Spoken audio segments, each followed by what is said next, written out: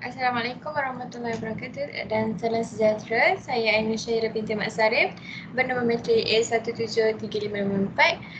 Hari ini kumpulan saya iaitu kumpulan 10 akan membentangkan perniagaan kumpulan kami iaitu perniagaan Good Service Enterprise. Berikut merupakan nama-nama pekongsi ataupun nama ahli kumpulan saya yang terdiri daripada saya iaitu Ainul Syahira binti Mak Sarif, Encik Ashraf bin Alias dan saudari Liao Lian Zing.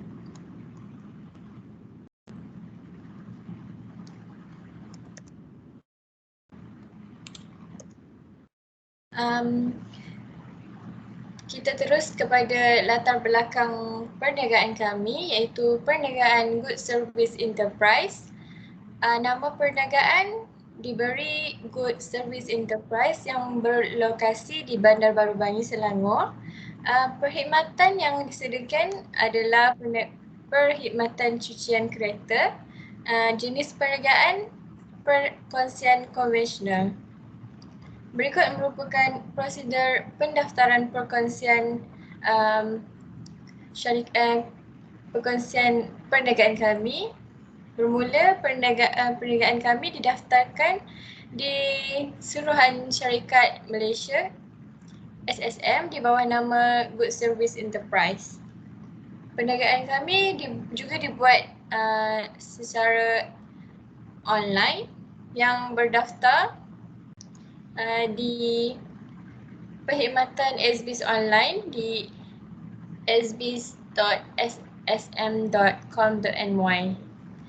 Selepas pendaftaran dibuat, semua ahli perkongsi pergi ke kaunter SSM dengan membawa my card dan notis pemberitahuan di email yang didaftarkan.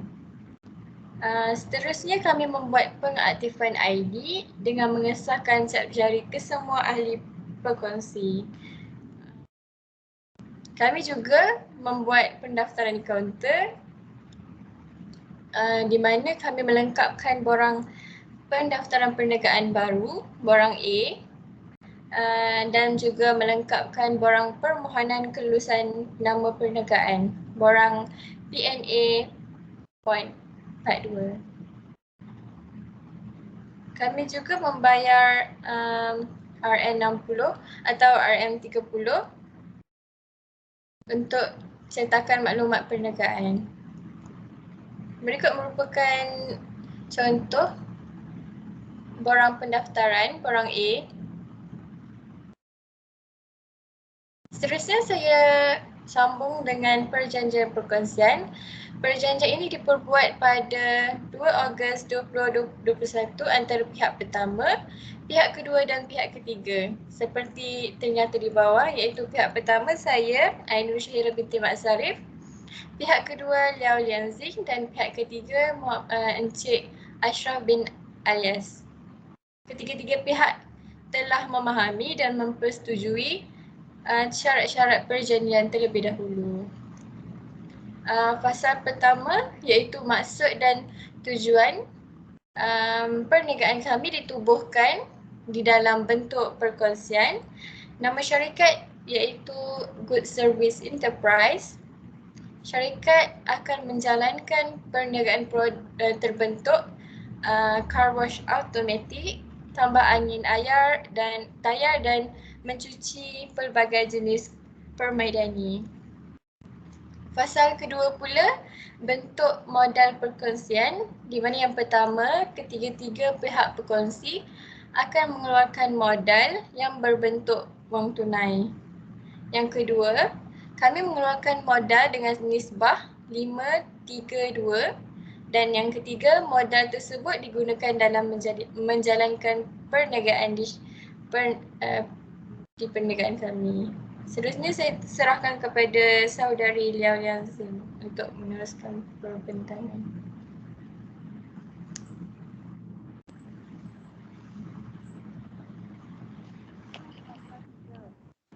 Kewajipan tahap pertama.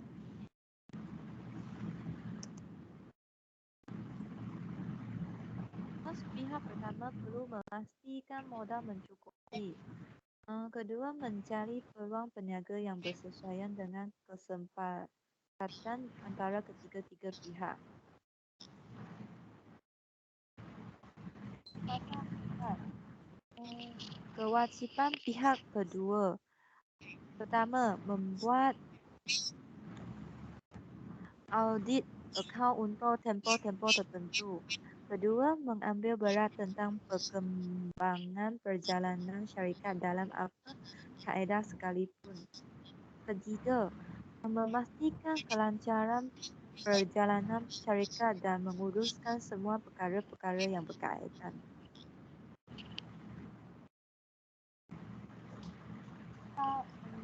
Lima, kewajiban pihak ketiga terus menguruskan keluar atau masuk kewangan dan membuat pembayaran menggunakan cek untuk jumlah yang melebihi 600 ataupun yang difikirkan perlu.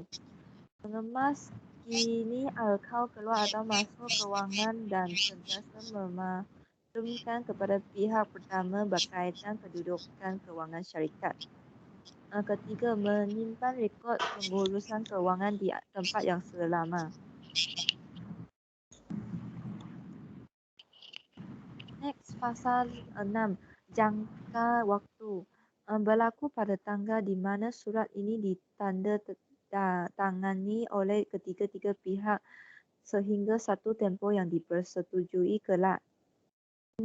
Diguna pakai untuk tempoh yang tidak akan dinyatakan atau selagi syarikat Goods Service Enterprise masih beroperasi.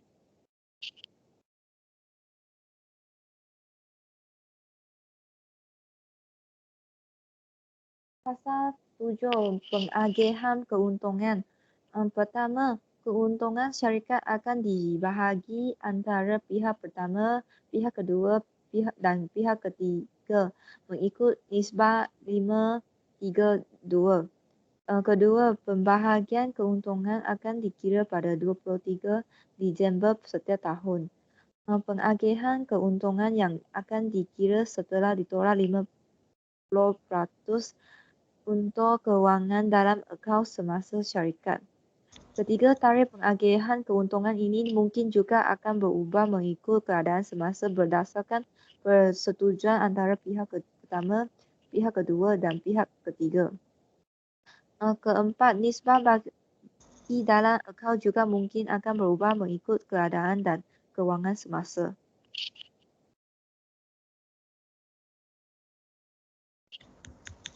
Pasal 8, akaun bersama.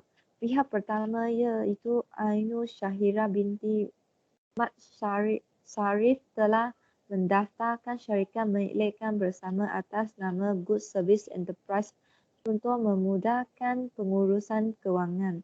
Pihak kedua iaitu Liu Lianxing juga telah membuka akaun di M-Bank atas nama Goods Service Enterprise. Semua urusan syarikat akan menggunakan cek untuk membuat pembayaran. Pasal 9, kewajipan ahli waris. Perjanjian ini tidak ditamatkan jika salah satu pihak meninggal dunia atau mengalami kemalangan atau menjadi OKU, melainkan akan tetap bersifat turun-temurun dan harus dipatuhi oleh para ahli waris atau penerima hak bagi pihak masing-masing sehingga tempoh persetujuan tamat. Sekarang saya serah kepada Ashraf. Okey, terima kasih. Seterusnya saya akan menerangkan tentang pasal 10, penyelesaian dan perselisihan. Hal-hal yang belum terkandung dalam perjanjian ini akan diuruskan serta diselesaikan secara kekeluargaan melalui kaedah musyawarah dan muafakat oleh kedua pihak. Apabila terjadi perselisihan dan tidak dapat diselesaikan secara kekeluargaan atau musyawarah untuk muafakat, kedua belah pihak bersepakat untuk menyelesaikan secara hukum dan kedua belah pihak telah sepakat untuk memilih tempat tinggal yang umum dan tetap di Mahkamah Tinggi Negeri. Seterusnya.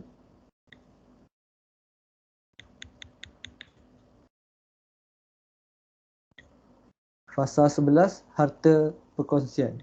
Yang pertama, semua aset yang dibeli menggunakan kewangan syarikat merupakan harta perkongsian. Yang kedua, kegunaan aset syarikat perlulah yang berkaitan pengurusan dan untuk kepentingan syarikat. Dan yang ketiga, jika kegunaan aset syarikat yang kegunaan yang bersifat peribadi perlulah mendapat persetujuan kepada dua belah pihak. Seterusnya.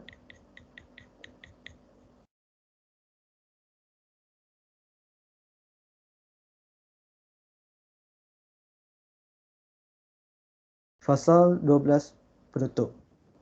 Yang pertama adalah surat perjanjian perkongsian perniagaan ini dibuat berangkap 3 dan ditandatangani oleh ketiga-tiga pihak melalui online pada hari Jumaat tanggal 5 Ogos 2021. Yang kedua, di mana masing-masing pihak berada dalam keadaan sedar dan waras serta tanpa adanya paksaan atau tekanan daripada mana-mana pihak yang berkepentingan. Yang ketiga adalah duit stem. Kos duit stem ke atas perjanjian ini hendaklah ditanggung sepenuhnya oleh pihak pertama, pihak kedua dan pihak ketiga. Dan yang keempat adalah pada menyaksikan hal-hal di atas, pihak-pihak di sini telah menandatangani perjanjian ini pada tahrif seperti di mana muka surat pertama di atas. Di sini adalah tanda tangan perkongsi.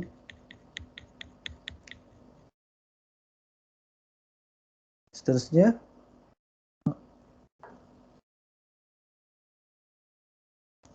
saya akan menerangkan tentang hak, tugas dan tanggungjawab perkongsi yang merujuk kepada topik perhubungan perkongsi sesama mereka dalam Seksyen 26-33 Akta Perkongsian.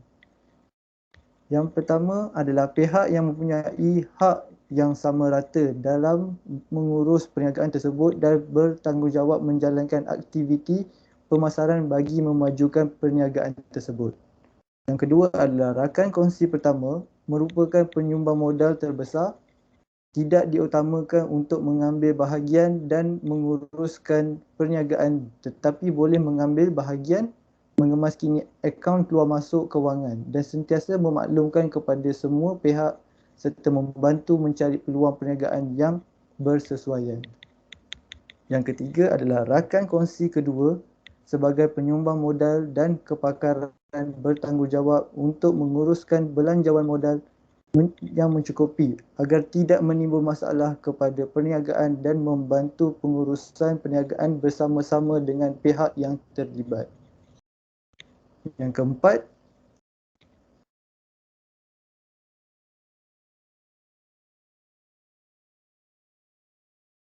perkongsi ketiga sebagai penyumbang kepakaran dalam menentukan barangan dan alatan yang digunakan dalam perniagaan bagi setiap pergerakan dalam perniagaan berjalan secara lancar oleh pekerja-pekerja.